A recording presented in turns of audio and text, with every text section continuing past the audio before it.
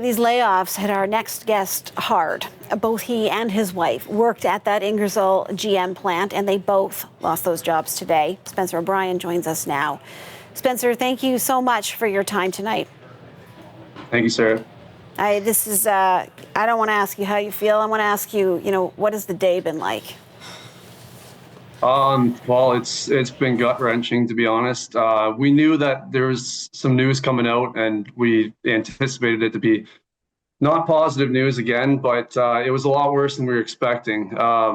Obviously, I think we're over 1,000 people now. At one point, we were 3,000 employees in the plant, and now it looks like we're going to be going down to just over 600 to 650 people. So yeah, it's not good. There's a lot of young families there.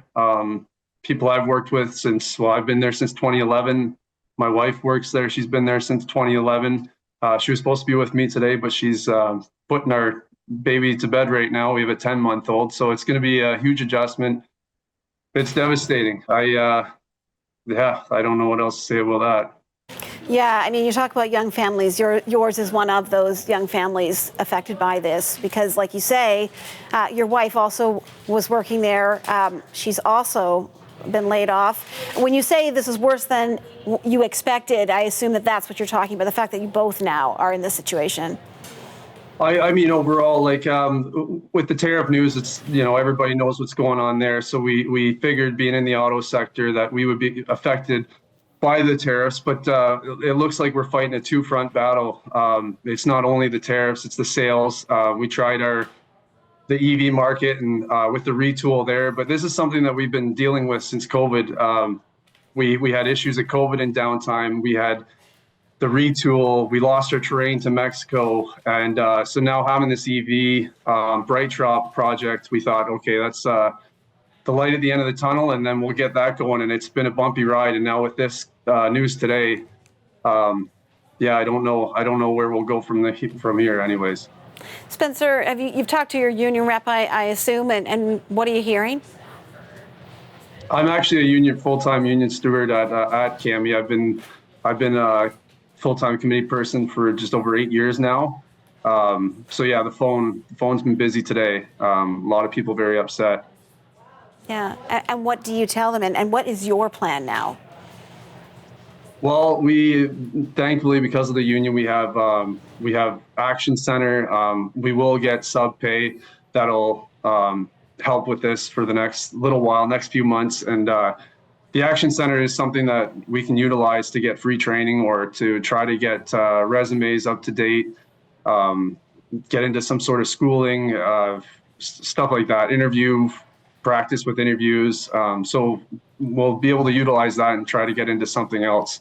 But obviously I don't think it's just going to be the auto sector that gets affected by this. I think there's going to be a big trickle down. There's going to be a lot of people out there looking for jobs. So it's going to be a tough little while for sure.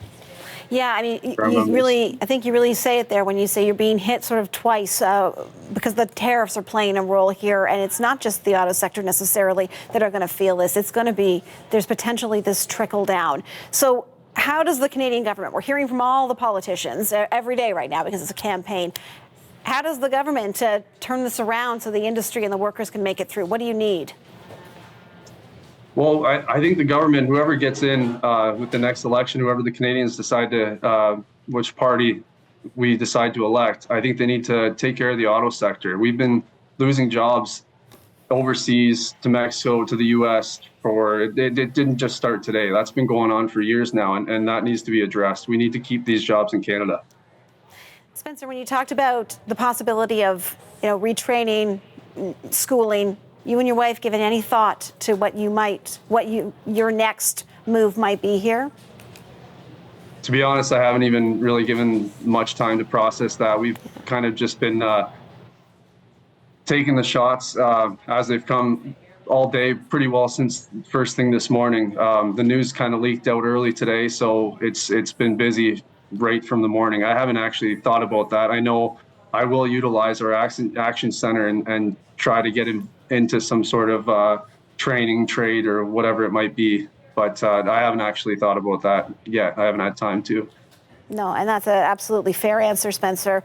As we talk about a possible trickle-down effect, and hopefully this isn't going to happen again, but I think everybody watching right now is hearing your story and worried that this isn't the end of this.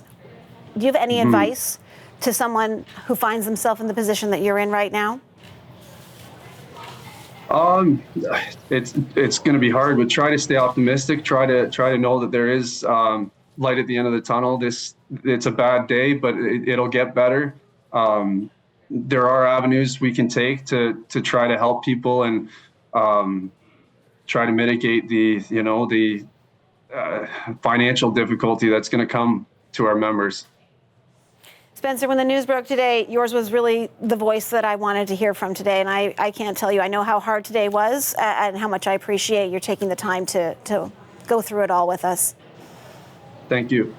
Spencer O'Brien, GM worker who was laid off today.